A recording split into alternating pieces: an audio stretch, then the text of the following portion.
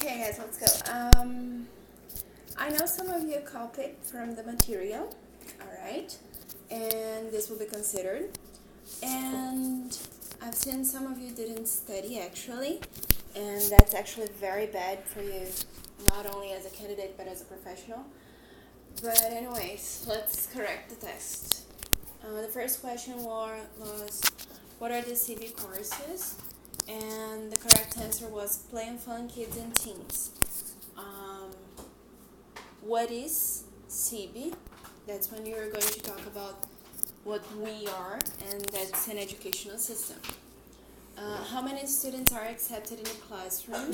For Play and Fun, 12, and for Kids and Teens, 14.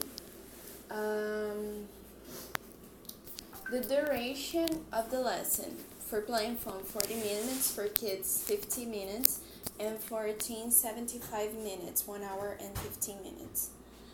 How old is a Play and Fun student? Play and Funs are from 3 to 6 years old, kids are from 7 to 10, and teens from 11 to 17. What's the duration of the course itself, not the lesson? The duration of the course is 42 months, each of them, if the student starts as an A1. What is a bilingual school? Now we'll work on the definition of a bilingual school. A bilingual school is a school that teaches English and other subjects in English. This is in the first part of the material. The second part, what is multi-level? Multi-level is an approach where you put students with different levels of language proficiency in the same classroom.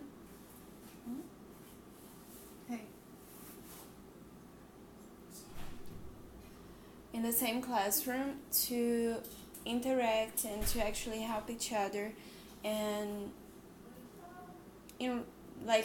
imagine a real life interaction. This is a multi-level interaction where one student knows more, the other student knows less, but they're going to interact and they're going to help each other.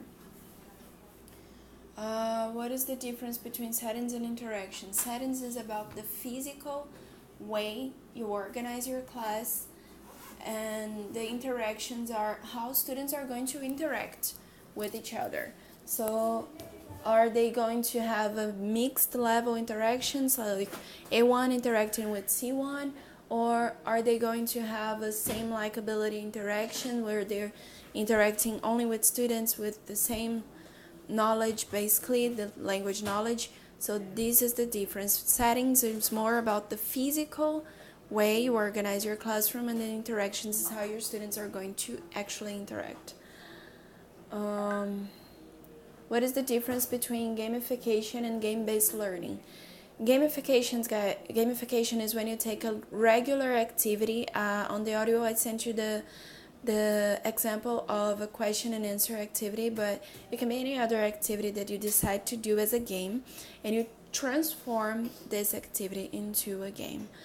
Game-based learning, you actually have a real game, and you are going to use this game to teach something, to review something. So gamification is when you perform a regular activity as a game, and game-based learning, you use a real game, and the real game is the activity itself. From the following options, okay, settings and interactions. Examples of settings: anything that is related to the physical organization, and you have this on your material. So 3 examples of settings: groups and pairs and trios. And examples of interaction: mixed level, same likability, forward learning, individual. So these are examples. When there is a regular question and answer activity and the teacher sets a timer and a competition environment, we say this is an example of gamification. When the teacher sets a situational goal at the beginning of the lesson, we say this is an example of task-based learning. So you have a goal, and your lesson is going to be around this goal. So this is task-based learning. When all your students are divided in groups of 3 and each group has 1 student from each letter ABC, what is the setting and the interaction? So if you have all the levels in the same group, this is mixed level.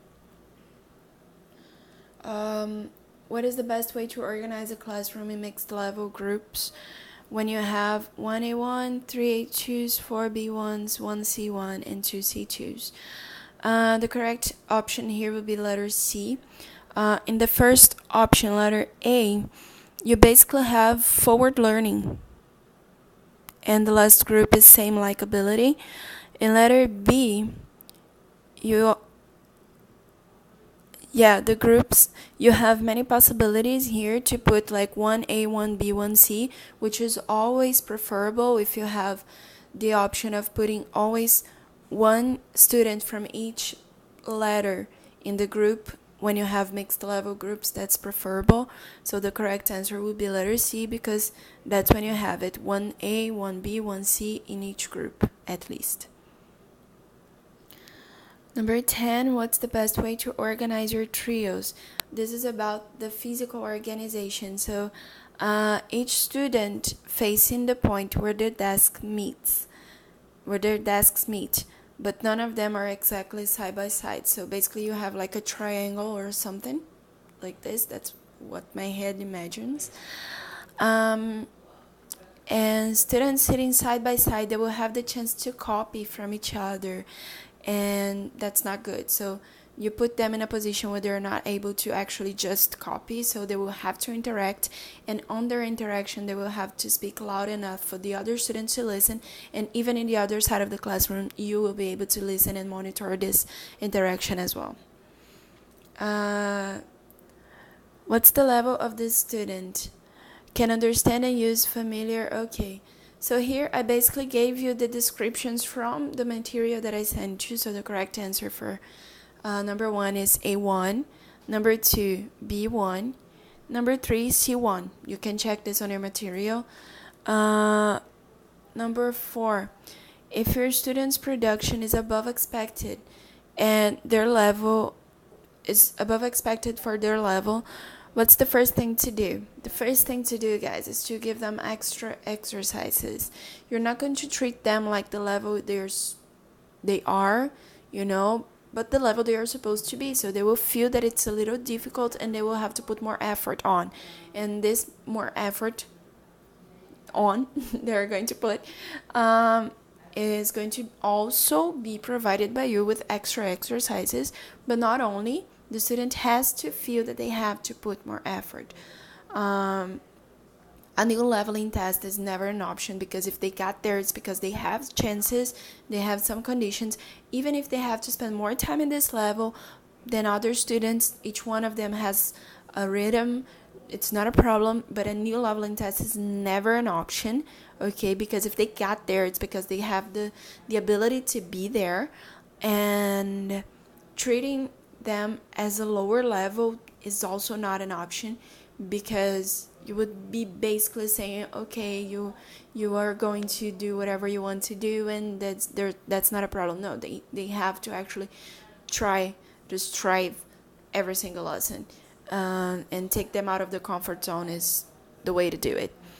How many levels are there for adults according to the Common European Framework of Reference for Languages? 6. Okay, 2 from each letter, A, B, C, A1, A2, B1, B2, C1, C2. For adults, for teenagers, we have more levels. And we have less levels for kids. What's the correction technique? Students are grouped in mixed levels, writing a paragraph. The teacher is walking around the classroom, highlighting the mistakes without saying a word, and then moving to the next group and doing the same. If they're simply highlighting the mistakes and not saying anything about it, so the students will be able to actually correct it, it's spotting, because you just spot the mistake and you go around, and then you go back to check if they were able to actually identify the mistake and correct. Number 2, what's the correction technique? Students are grouped in mixed levels, debating. The teacher is walking around the classroom taking notes. By the end of the activity, he writes the mistakes he spotted on the board and corrects them with the help of the classroom. So even though you have the help of the classroom, you are going to provide a feedback after the activity.